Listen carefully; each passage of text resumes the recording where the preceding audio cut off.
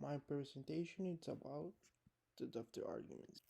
Deductive arguments are statements where the premises must follow a conclusion. It it mainly judges the way the argument is structured to determine whether it's valid or invalid. The structure allows to consider the soundness of the argument. Deductive arguments can be categorized as either valid or invalid.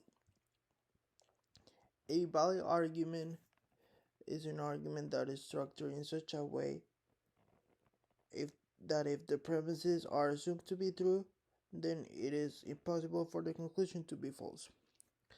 What we mean by this is that when we examine it for validity, we have to consider it that the premises and the conclusions are true to examine it whether a argument is valid or invalid. Sometimes an argument could state that horse flies and cars go under the water. We will have to believe that this is true, even if it's not, to examine it for validity, as previously stated. Invalid arguments are arguments structured in such a way that if the premises are true, it is impossible for the conclusion to be false. It is not necessarily the case that the premises or the conclusions are actually false. As well, this type of arguments are either sound or unsound. A sound argument must be valid, and all premises have to be true. An unsound argument is either valid or have at least one false premise. By stating that a argument can have at least one false premise, we consider that valid arguments sometimes have a false premise, but does not mean that its validity is at risk just for having a false premise. For my first example, I have a valid argument. All professors teach at RSC. Jared Kinger is a professor, thus Jared Kinger teaches at RSC. As previously stated, arguments are statements that where the conclusion follows the premises. Let's test for validity in the diagram.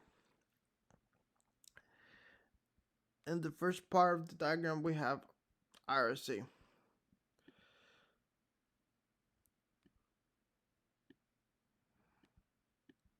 Inside the diagram, we have professors.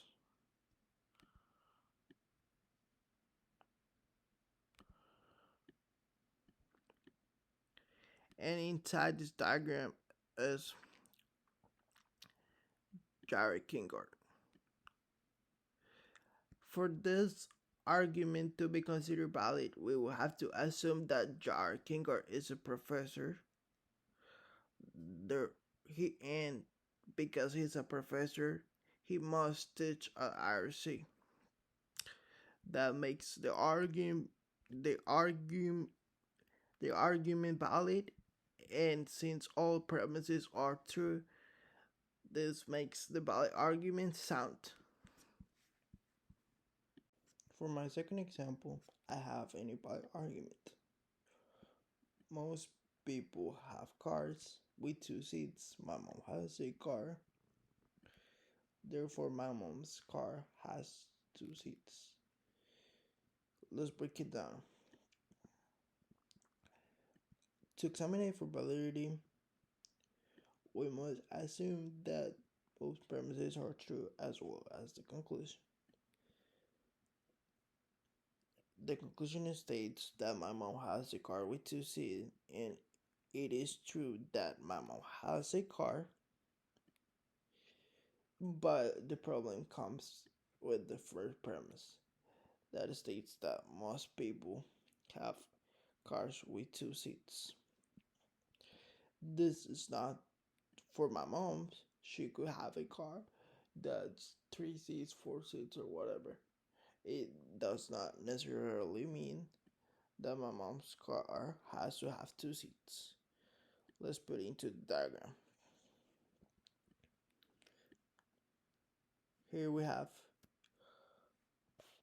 cars. Here we have, in the middle, we have people that have a car with 2 seats.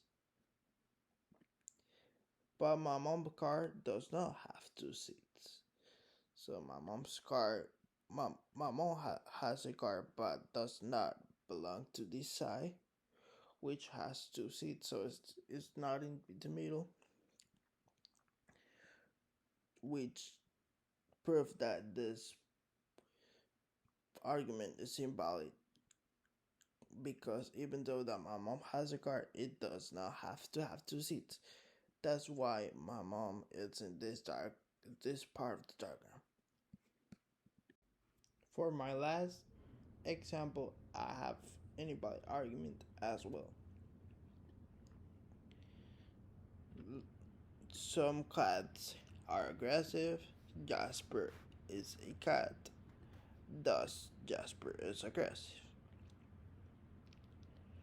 To examine a validity game, we have to believe that all these premises are true and that they follow the conclusion. Jasper is aggressive. It is true that Jasper is a cat, but it is not the first premise states that some cats are aggressive. This is not true for Jasper, because Jasper could be a very docile cat who doesn't really get triggered easily, and it's a very friendly cat. Let's put this into the diagram. Here we have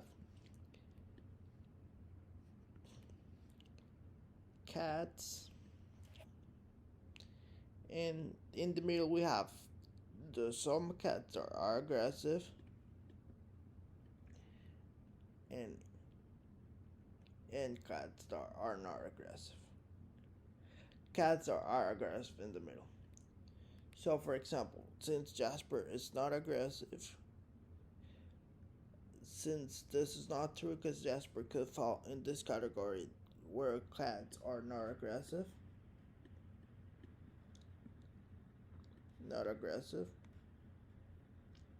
and we have aggressive cats right here in the middle,